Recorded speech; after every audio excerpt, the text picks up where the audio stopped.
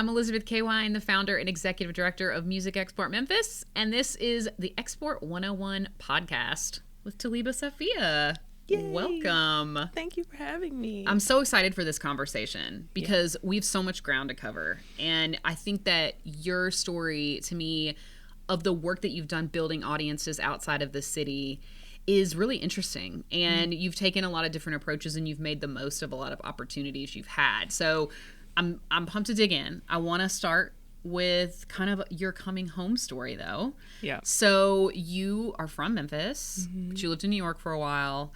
And I mean, that's where your music career started, right? Yes. It kind of started in DC. Okay. But take us on that journey. Let's go on a journey. Okay, let's go. So I have a memory of myself in high school saying I want to be a struggling artist in New York. Why? Why? I don't know. But it was like a part of my vision for myself at that time. I just felt like the type of story building that could give me for my songwriting would be really valuable. Yeah, okay. So I initially left Memphis to go to school. I went to Howard University for 3 semesters, and I was like, you know what? This is not the type of education I want. So I got to the streets of DC and I started doing open mics in different small clubs there. I got to know the music scene there pretty quickly because it's not that big.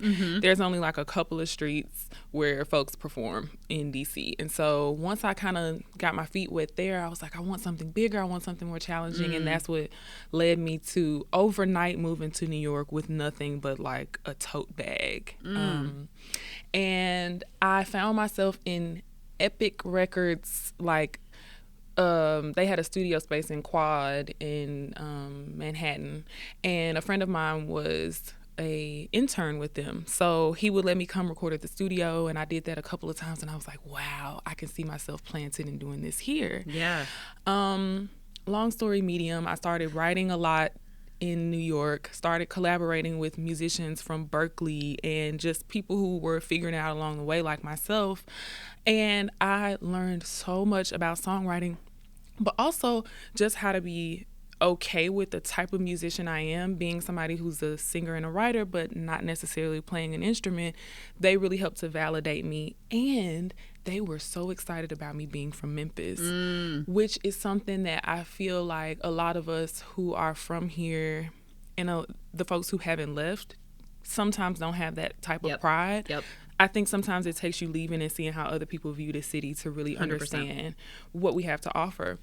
So I just kept living my raggedy, starving artist life until I was like, okay, I was getting a pull to come back home.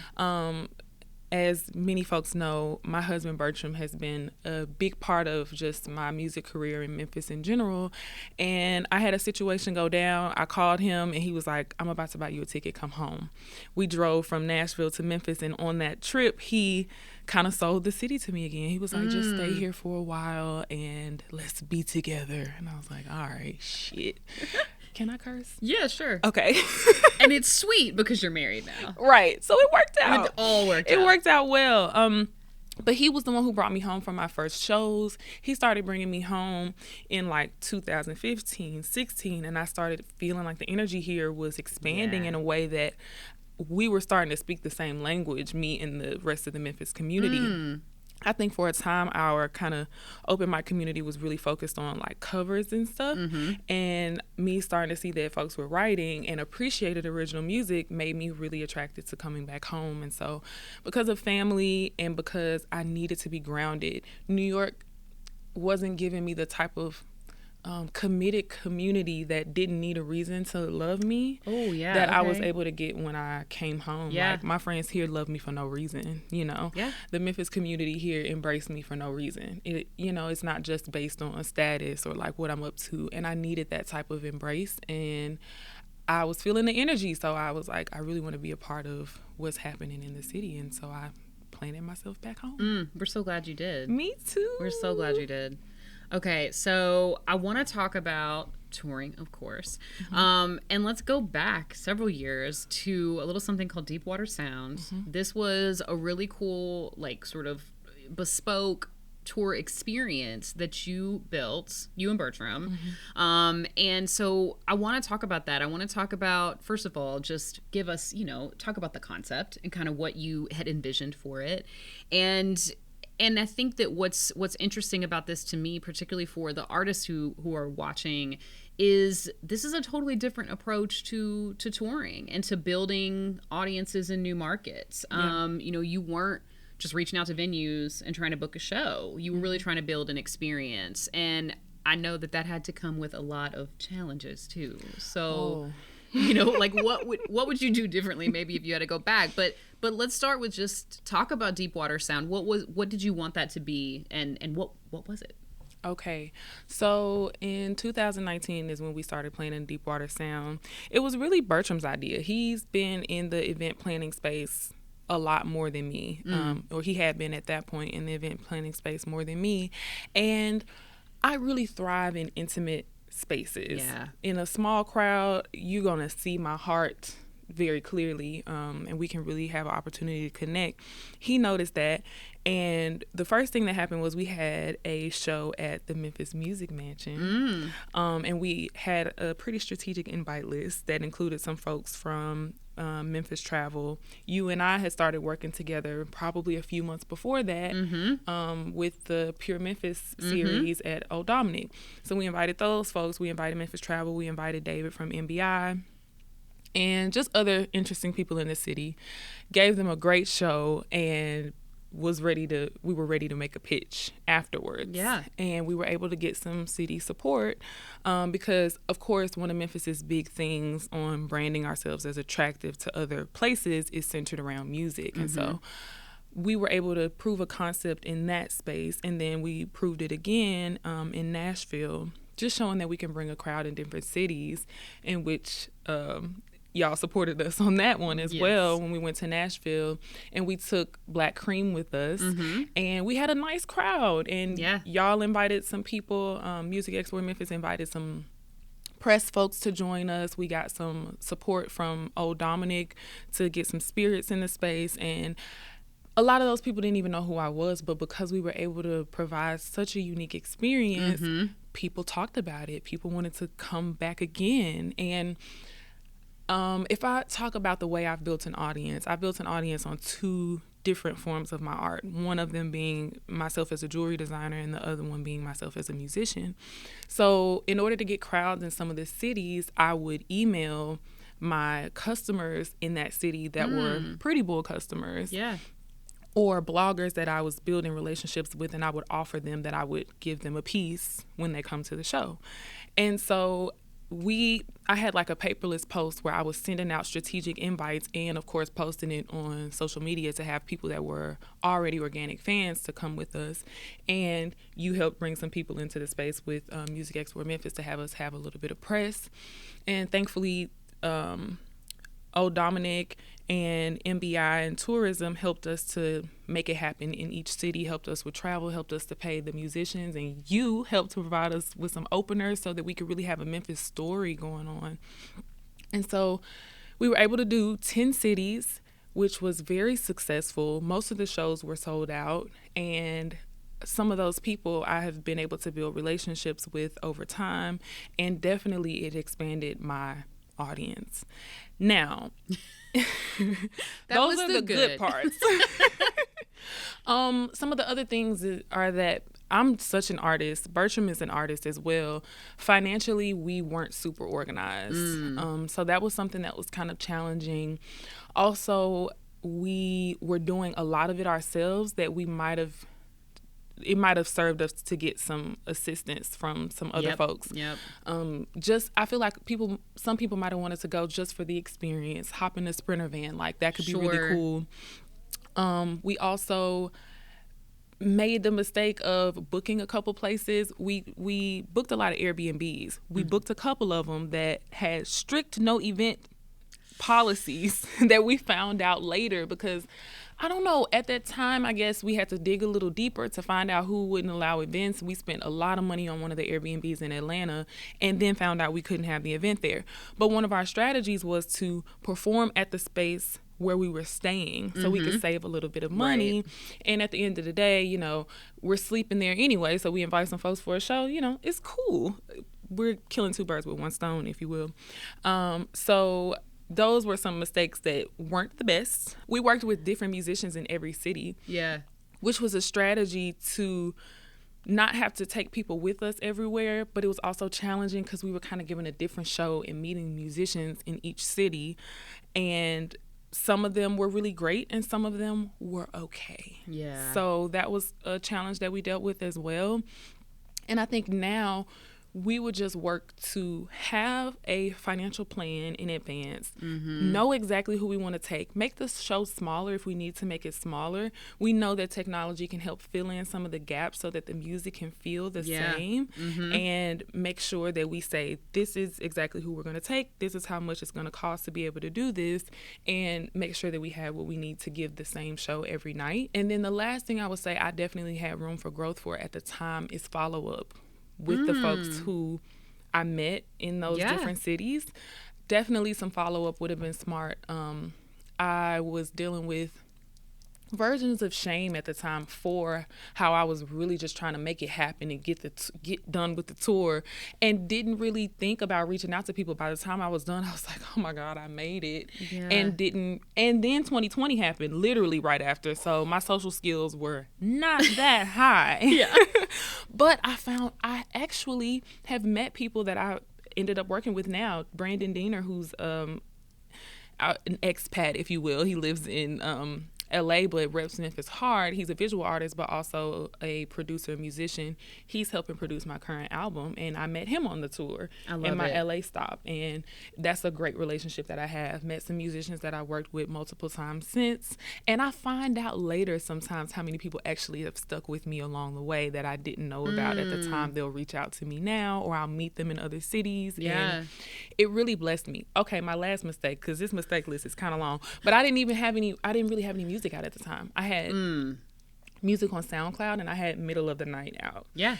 But I didn't have... That was so different, though, from what you were doing at that time. Exactly. Yeah. So me trying to get people... That's the follow-up mistake, is I don't have anywhere to point these people to say, hey, go check this music out. Yep.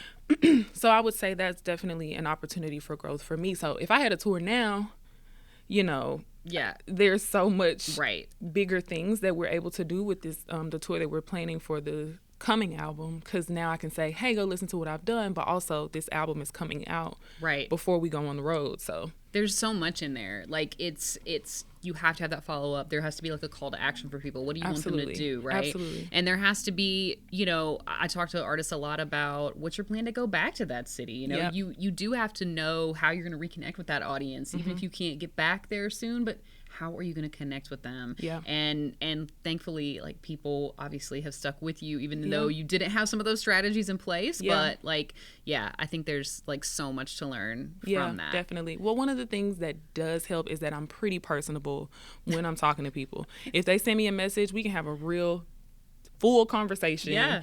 And I had a couple people come to more than one stop and travel to come see me in other places. So I've definitely maintained relationships with those folks. So that means they must have been touched by the experience, and we kept going. That's big. Yeah. That starts to get me into like your 10 true fans kind of a thing, right? Like if those people are willing to spend that kind of money on you, then that's the audience that you have to cultivate, right? Like it's less important that it's huge. It's more important that those people are committed to you. Yeah.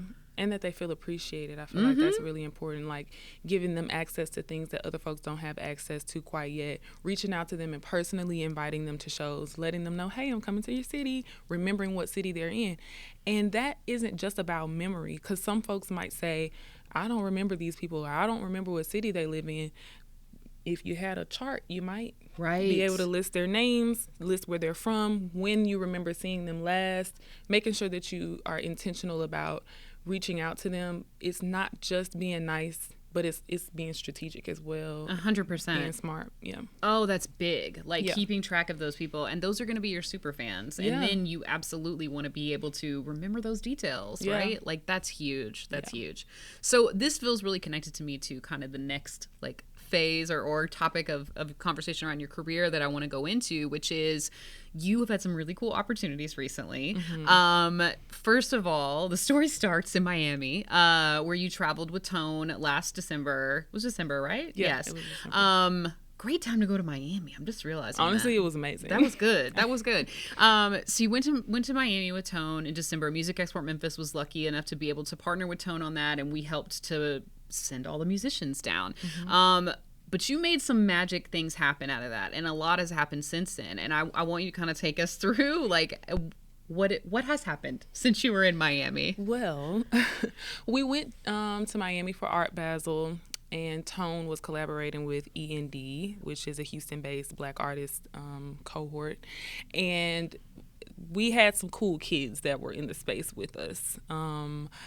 Between the Tone community and the END community, they're able to really draw some huge influencers, some talented musicians, and I was lucky enough to be asked to curate a day of healing for them. And anytime I'm thinking about a day of healing, music is, of course, like a big part of how I show up in that space. So I did a short set for them that centered kind of my healing music, 10 Toes Down, Healing Creek, We Shall See, which are the ones that hit people in their chests, you know. So we focused on that type of music. We did a day of meditation, and we had one of Memphis's favorite producers, Hit Kid, was in this space with us, and we were able to kind of get a more personal relationship. We had known of each other because he knows Bertram, he knows my brother. They actually went to high school together. But that's Memphis. Yes. I love it. So he came to the performance, and the next day we hung out all day long. We went to the beach, and he was like, "Oh yeah, I meant to tell you, your voice is great, and I want to work with you." And I was like, very cool. Okay. I meant to tell you. And I'm the type of person that doesn't get super excited when I hear things like that. I'm like, what's the follow-up? When are we going to work? Yes. You know? Yes. So in February, he and I had a session at a studio locally. We made a song that was amazing. Hit Kid put that song out. It's very good. And I feel like the world should hear it. Yeah. But from that, he saw my writing skills and decided to invite me to a writer's camp that he was doing in LA, which was so dope of him because there were no writers from Memphis in the space when I originally got there, and he fought to make sure that I would be able to be there. They weren't sure that I was the type that could be in that space just because of the type of music I make and the type of music that they were looking for, but I'm so versatile. I need the people to know. So he fought for me to be able to be in there. And when we got there, we found out that I was writing for HBO's Rap Shit, season 2 of Issa Rae's second show on HBO. And I walk in the space and I know they don't want nothing but this Memphis flavor. They are so excited about Memphis music. They love my accent. They're like, ooh, put some extra Memphis on it. Because my mom's from DC. I've gone to certain types of schools. I've lived in other cities. Like, my Memphis is, the accent be up and down sometimes. It ebbs and flows, yes. You so can bring it out when you need to. Turn it up. I'm like, all right, man. Like, you know, what y'all want me to say? You know, so anyway, I was able to write on a bunch of songs, rap on a bunch of songs, and they were so excited about me as a rapper because a lot of these folks are just songwriters, so they don't really have a flow, or they can't sing, but they can really write. So me being able to kind of show up as a triple threat, I was so celebrated, and that was really, really sweet. Oh man, that's it was really nice. But I wouldn't have been able to get out there if I didn't get some assistance from Music Export Memphis. So that was really, really helpful because I would have figured out a way to do my thing, but I was able to do so comfortably, which was so nice because, I mean, to write songs in luxury is one thing. To write it in shambles is another. So I was really glad to be able to have that opportunity. And I went out there the day that my live album came out. So I was hella feeling myself in the space, just like, you know, feeling really good. So they announced a couple of weeks ago that season 2 would have been coming out like last week with a song that I wrote that had my voice on it. So Bertram was watching the trailer, and I'm hearing it from the other room, and I'm like, wait, that sounds familiar. He was like, oh, Rap Shit season 2 is coming out. I was like, oh, let me see the trailer. I listened to it twice before I realized that was my voice. I was like, oh my God, that's me. You had gone to a different place. I didn't even realize. So anyway, it's a song called Call Me Daddy, which is actually hilarious because I remember writing it, and I had it kind of in my notes. My confidence went up so much on that trip because I hadn't done anything like that. But in order to get the opportunity, you have to show up for it. You have to say what your idea is. You have to be willing for folks to say, I don't like that one, and come up with another one. So, but for this song, it was a Hit Kid beat. They played it. I wrote a hook really fast. I shared what my idea was, and it became the hook for this song that ended up introducing that the second season was coming out. So I felt really, really good about that. Yeah. It's huge. Yeah, it is. And we have another one as well that we'll talk more about next time you invite me on the podcast. Okay. So there's so much here that I just want to unpack a little bit. I mean, first and foremost, I have to say, like, for me, when you called me and you were like, I have this opportunity, our export bank is what funded you for this, as you know. Yeah. And that is just, it's really custom granting for those one-of-a-kind, really career-altering opportunities. And what I loved about giving you this grant was that I knew you were going to go in that space and make the most of it. But then to look at the relatively small amount of money that we spent, in my opinion, to get you out there and to know what you created and the wealth that you are going to be able to create for yourself from that's why we're here, right? So that is like so big to me. And I think this is such a perfect example. Something that I want to give you some shine on, and I want you to talk about a little, is, you have gone into every single one of these opportunities, and you talked a little bit about it, but I want to get into it more. You are really making the most of these spaces when you're in them, and you're building relationships with people that are paying dividends for you. And just, what is your mindset when you're going in? You said you were feeling yourself. The live album had just come out, but that's still intimidating. You're walking into a writer's room, right? I was nervous. And just, even just making the most of that relationship with Hit Kid too, like, you're the key we helped, but you're the key ingredient to all of these opportunities coming down. Well, I'm a huge advocate for talking to yourself, setting intention on yourself and setting intention on an opportunity. Like, me headed to Miami, I knew I was heading to Art Basel, but I knew I was going to be with my friends who already know who I am. They already know what type of work I can do. And I knew I didn't want to just censor people I already had relationships with. I pray for expansion anytime I have an opportunity to be somewhere. And I ask to be clear-minded enough to be able to notice what's happening around me and really be tapped in. And so with him, it was one of those things where I was just warm. Yeah. I played some music, and when we were riding in the car at different times, I have great taste in music. So I was DJing in the car, creating vibes, being kind, welcoming him into a space where all of us knew each other, but he didn't really know everybody in the kind of tone arts community. And so I was intentional about letting him know that he feels like family to us, letting him know we're proud of him. Because sometimes the instinct is kind of to act like you don't know who this person is or you don't care about their work, when I was blasting Hot Potato and the early stuff he was doing with the female rappers from Memphis. Like, I was loving it, listening to it over and over again. I knew all of their verses. Yeah. And so I wanted to share that with him, that I was proud of him and his work, you know? And so I think that was one of the things that kind of warmed us up in our relationship, and we got to talk a bit while we were there.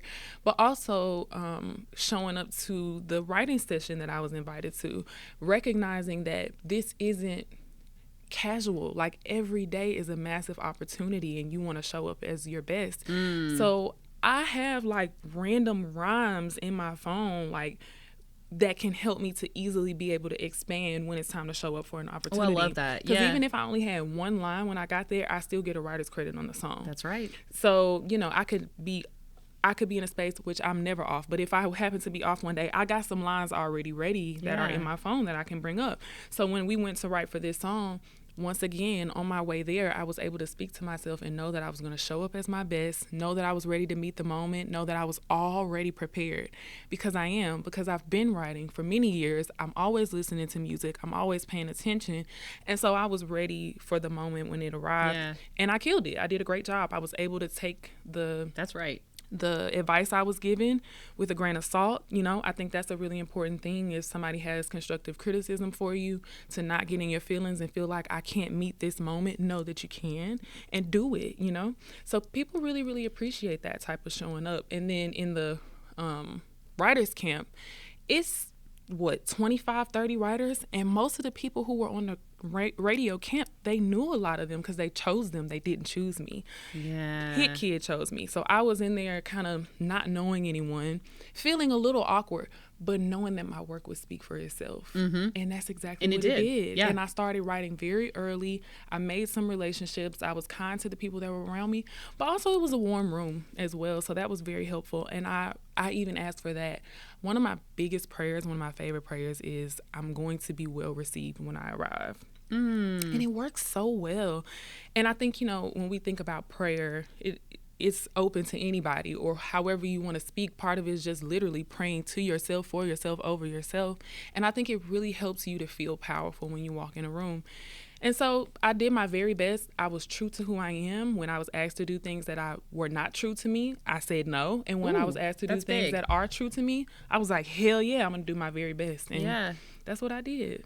Oh, here's a question. Because one of the things I really love about this is that this opportunity, we're able to fund this through the Export Bank.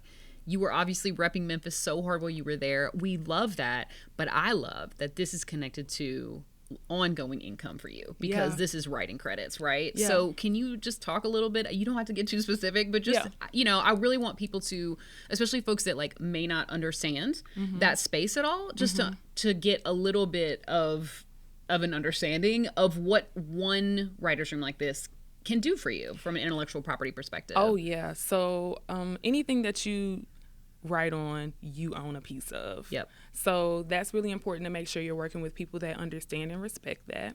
But also in a case like this, you get paid a little bit in advance, and then you'll get paid a little bit later as well, which is really nice.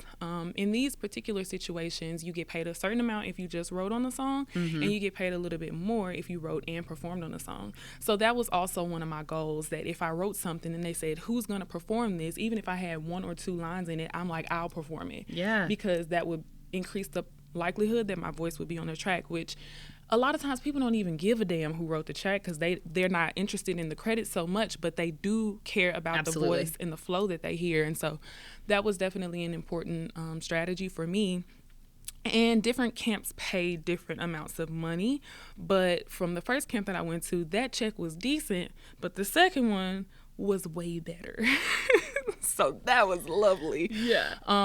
But also, I think another thing to be aware of is that you don't get paid right away. You get paid later. I actually haven't gotten paid from either one of them yet, but I have gotten paid in relationships.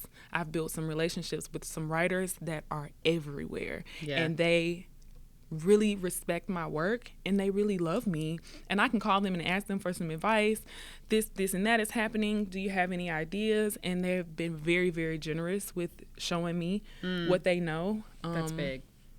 Something I really like about that is something I've started to talk about recently with Music Export Memphis that is a little bit different from how I've always talked about our work, is that we want to be a point of connectivity, because ultimately we want you to stay here, right? Like I want you to choose to live in Memphis, but we also know that if you're going to choose to build a career here, you have to be able to connect to the industry in these industry hub cities. And so, to me, this is such a great illustration of that. It's, you took that opportunity to connect, and then you have also continued to invest in those relationships. Yeah. So you're creating your own, web out there, your own connectivity now to industry cities. And we were just able to provide you like a step up in that direction. Yeah. And I mean, that's been my relationship with Music Export Memphis has helped to just expand my career in general. Just one, because of how creative of an organization it is in general, just like an organization that exists to help music in Memphis be worldwide music is a great idea. It's a really creative idea as well. So if you could be that creative in building this work and this foundation, I was like, people want to just hear what people from Memphis are doing. Well, I'm people from Memphis. I'm people from Memphis. And I'm making a unique Memphis sound. Yes. And I know people would be really interested in what I have to say and what I have to share. And so thankfully, since we've been working together since 2018, my career has grown so much. I've been able to go to more cities than I was ever able to go to before I started working with Music Export Memphis, from festivals to artist showcases to being able to go on tour and to be able to bring other Memphis artists along with me in this work. It's been, I can't even say how valuable, like truly life-changing, and even just being selected again and again over the years, even like the personal relationship you and I have been able to develop, me being able to tell you some truths about how I'm seeking to grow as an artist that I was scared to talk to you about, and you were just so gracious with me as, you know, I continue to learn how I want to show up in the world. And I just appreciate constantly being uplifted, supported, and invited to be a part of the family. Well, I have invited you to be in spaces a lot of times that I know initially you were like, oh, is that for me? Mm-hmm. Like Folk Alliance and Americana Fest. And true to you, you have showed up in those spaces and big things have come from them, right? You played on our Americana Fest showcase in 2018 and were named to NPR Music's Best of Americana Fest. Unbelievable. And true. And of course, you know, you showcased at Folk Alliance with us this past year when we were City of Honor, and you're now traveling to Montreal this fall to showcase there as a direct result of them seeing you and experiencing you at Folk Alliance. So you've stepped into these spaces where you're like, is that even my scene? And then you created something out of it. But I think what I want you to talk about is just your mindset, because when you're walking into a writer's room, you know, you're feeling the bigness of that opportunity, right? Like there's this energy, I would guess, you know, that you can really tap into. But if you're feeling that, like, is this even for me? Like, how are you finding that energy, and what's your mindset going into those spaces that you make them your own, even when maybe you didn't think they were? Well, I don't think that I end up in any room that I can't make the best out of. That's a truth. And I know that sometimes, like, my perception of myself can be more limited than other people's perception of me. And I recognize that the people that I love have seen me much bigger than I've seen myself. And if I didn't take an opportunity to try to see myself through their eyes, then I wouldn't have done a lot of things that I've done, from my husband Bertram to you to my friend Anasa, who people just see me big sometimes, and I will say, no, this is who I am, this is who I am. And so for you to see me in those spaces, I think honestly I have been also caught up, as some people can be, with Black music and white music, which obviously has no real truth to it, because Black folks have always made blues music, always made folk music, always made bluegrass music. And I think that as it's continued to develop as a brand, in a lot of spaces, Black people have been left out. But why would we just choose to be okay with that? I make these types of music very well, and the way that I make them is very influenced by my very unique Black-ass upbringing in Memphis. And these spaces deserve to see how that type of music is filtered through my heart and through my mind. And so I was able to kind of think through that perspective. Also, Bertram was like, get your shit together and show up the best you can to these spaces, because these are great places to be in. And so, one, recognizing that I deserve to be there. Two, recognizing that I will be well received if I give my very best. And three, allowing the element of surprise is so, so, so important. Like, don't have too many expectations. I have been so successful with that, just asking for something, you know? Love that. And even me being able to say it out loud to you, like, I don't know if I should be in this room, helps me to not fester that thought and let that grow in my mind, just to say it out loud, you know what I mean? So it's been great, you know, and people really love my music in those rooms, as they should. Yeah, they do. Yeah, they do. So, okay, before we wrap, I want to make sure that you talk about all the places where people can find you, talk about stuff you've got coming up, like anything that you want to plug. What should people be listening to? Where can they find you on the internet? Wow, I love that question. So I have so much music out, and it's so good. And that music is out under my name, Talibah Safiya, which means seeker of knowledge, clear-minded and pure. You have to spell it correctly to find me on YouTube, Spotify, Apple Music, Tidal. She's everywhere. I even have music on Bandcamp that you may have never heard because it's not on all the streaming platforms. You got to pay for it, but support artists. That's it. Let's see, what else? I dropped a live album in March of this year that just feels like delicious nourishment for your soul that I truly believe that you deserve.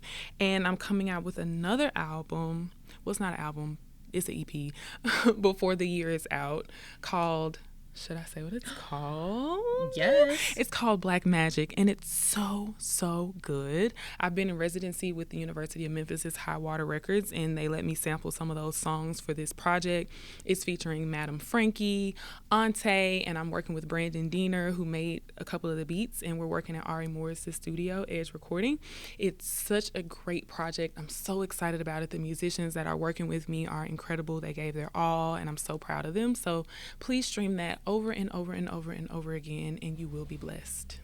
I love it. Talibah, thank you so much. This has been fantastic. Thank you. I'm We glad. love you. I love you. That was great. Good. That was like so beautiful and perfect.